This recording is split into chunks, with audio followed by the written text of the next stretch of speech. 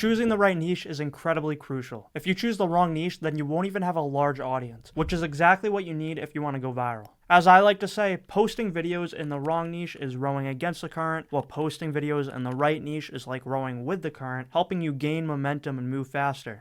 It's literally the difference between 100 subscribers and 1 million subscribers. So there are 5 criteria that you should check off in order to classify it as a golden niche. Number 1, social proof. This means it has a large potential audience. You can determine this by identifying large channels in your niche. If there are huge competitors in the niche getting millions of views, then that's your social proof.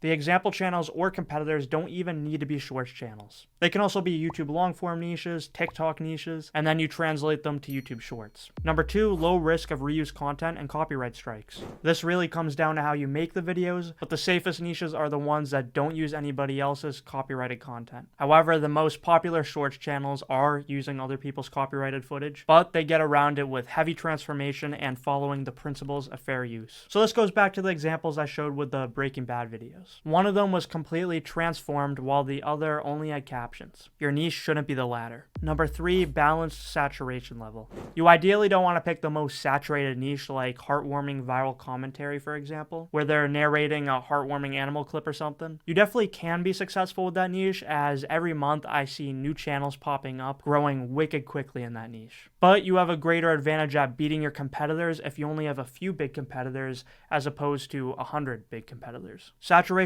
and competition can be beaten, as I'll go over in the next video, but it's still something to keep in mind, the balance between oversaturation and social proof. Number 4, capability. You must be capable of creating videos in this niche. You want to make videos about topics that you're interested in. If you're not interested in that topic, then you're more likely to get unmotivated and quit. This has happened to me and to countless others. But if you find a niche with huge potential and you're not interested, you can still go for it. Just make sure you actually dedicate yourself to sticking with it, even if you dislike it. On top of that, you ideally need to make sure that you're capable of creating videos in the niche. Do you know how to make these videos? The good thing about YouTube automation is you can outsource the video creation process, which can avoid this problem altogether. It doesn't matter if you're capable of making the videos if you can just outsource it to someone who is capable. But still keep this point in mind when choosing a niche, especially if you plan on making the videos yourself and don't want to invest in the freelancers. Number 5, high RPM. You want a niche that pays a high amount per 1,000 views. With YouTube longform, the niche heavily influences the RPM. But with YouTube Shorts, on the other hand, the influence is not as intense, but it still definitely can play a role. Shorts RPM is influenced by a number of factors, a lot of which do not come down to your niche, and I'll be going over that in the maximizing earnings section of this course.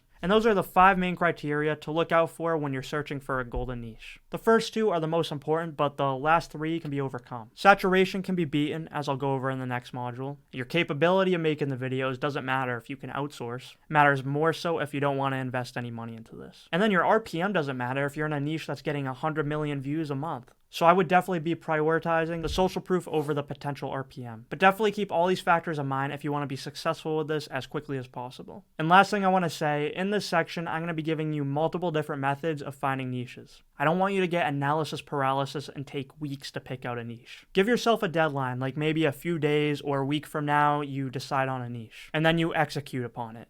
Take action.